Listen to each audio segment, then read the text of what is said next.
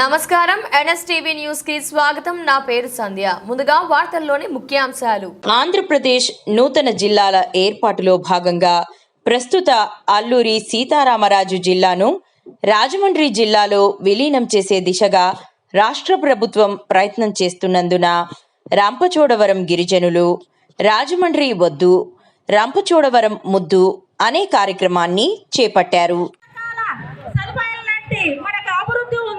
కానీ ఈ రోజు గిరిజనుల్లో మనము అడగట్టే ఉన్నాము. ఇలాంటి ప్రాంతాన్ని తీసుకెళ్లి రాజమండ్రిలో కలిపితే ఇంకా అన్యాయం గురి అవుతాం. ఎందుకంటే మేము పోలవరం ప్రాజెక్ట్ లో రావడం జరిగింది, ప్రభుత్వమే తీసుకొచ్చింది. ఎటువంటి ప్యాకేజీలు చెప్పా 11 మండలాలు ఏలూరు జిల్లాలో ఏలూరుకి ఇచ్చినటువంటి 5 మండలాలు ఇటు తీసుకొచ్చి పెద్దమల్లాపురం ఏరియాలో ఉన్నటువంటి 59 గిరిజన గ్రామాల్ని పెద్దమల్లాపురం మండలం చేసి ఆ మండలాన్ని కూడా ఇక్కడ సప్లైన్ మండలంగా 5 ఫిఫ్త్ షెడ్యూల్లో చేర్చొద్దు. తర్వాత కానీ సప్లైన్ గ్రామంగా మండలంగా మా దగ్గర కలిపి వాళ్ళకు కూడా మీ ఐటీ జిల్లా నుంచి న్యాయం చేయండి అని చెప్పి ఆ రోజు తీసుకొచ్చిన డిమాండ్. కానీ ఇప్పుడు ఏం చేశారు? కాకినాడ నుంచి పాడేరులో కలిపితే కాము కూర్చున్నాం, పాడేరు నుంచి రాజమండ్రిలో కలిపితే కాము కూర్చుంటా ఉన్నాం. అంటే మన అభిప్రాయాలు అవసరం లేదా? మనతో మాట్లాడారా? మనతో చర్చించారా?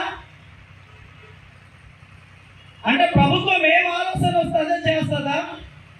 అందుకే మనం చెబుతా ఉన్నాం, నీ పాడేరు కాదు, రాజమండ్రి కాదు, రంపచోడవరం జిల్లా ఇచ్చి తీరాల్సిందే రాష్ట్ర ప్రభుత్వం. అప్పటి వరకు ఈ ఉద్యమం కొనసాగుతుందని హెచ్చరిక చేస్తా ఉన్నాం. రండి, రోజు ఏ గ్రామాలు వస్తారు, ఏ మండలం వెళ్తారు, ఏ మనిషి దగ్గరికి వెళ్తారు, ఏ సాపు దగ్గరికి వెళ్తారు, ఏ రాజకీయ నాయకుడి దగ్గరికి వెళ్తారు, మీరు ఎక్కడికి వెళ్ళినా రంపచోడవరం జిల్లా కావాలని చిన్న బిడ్డ నుంచి 70 ముసలి వరకు అడుగుతుంటే ఈ రోజు కమిటీలు పేరు చెప్పి కాలయాపన చేస్తే మాత్రం ఊరుకున్నది లేదని ఈ సందర్భంగా హెచ్చరిక చేస్తా ఉన్నాం. కమిటీలు మాకొద్దు, మా అభిప్రాయం తీసుకోండి, మా తీర్మానం తీసుకోండి, మేము ఏం కోరుకుంటే అక్కడ జిల్లా ఇచ్చి తీరాలని చెప్పి ఈ సందర్భంగా తెలియజేస్తా ఉన్నాం. ఇక్కడ రాజకీయ నాయకులందరికీ కూడా మేము తెలియజేస్తున్నాం, పార్టీలు ఏవైనా వచ్చు, మీ విధానాలు ఏవైనా వచ్చు, మీ ఎత్తుగడలు ఏవైనా వచ్చు, మీ అధికారం కోసం ఏమైనా చేయొచ్చు, కానీ రంపచోడవరం జిల్లా కోసం రాజకీయాలకు అతీతంగా మీరందరూ కూడా ఇదే వేదిక మీదకి రావారు. కనుక ఈ ఐటీడీఏలో ఉన్నటువంటి నిధులంతా ఏమవుతారని నేను ఒక 2-3 రోజుల కిందట ఇదే పిఓ గారిని ఆర్టీఏ దొరక వేసి మరి ఆయన మీద చర్యలు తీసుకోమని కేంద్ర రాష్ట్ర ప్రభుత్వాలకి మరొక నివేదిక పంపడం జరిగింది. ఇటువంటి అధికారులు ఉన్నంత వరకు ఏజెన్సీ ప్రాంతంలో పట్ట ఎన్ని ఐటీడీలు ఉన్నా మన బతుకులు మారవని మీకు ఈ సభ. మరి ఈరోజు ఏం మాయరాగం వచ్చింది చంద్రబాబు నాయుడు గారికి అని చెప్పి ఈరోజు ఆదివాసీ సంఘాలుగా మేము ప్రశ్నిస్తా ఉన్నాం. ఏ రంపచోడవరం కేంద్రంగా 27వ జిల్లా ప్రకటిస్తానని చెప్పినటువంటి ముఖ్యమంత్రి గారు అధికారం చేపట్టిన తర్వాత ప్రత్యేక జిల్లా చేయాలన్న ఆలోచన సందర్భంగా పాడేరు పర్యటనలో మాట్లాడాడు. మళ్ళీ జన్మంటూ ఉంటే ఆదివాసీ బిడ్డగా పుడతాను అని చెప్పాడు.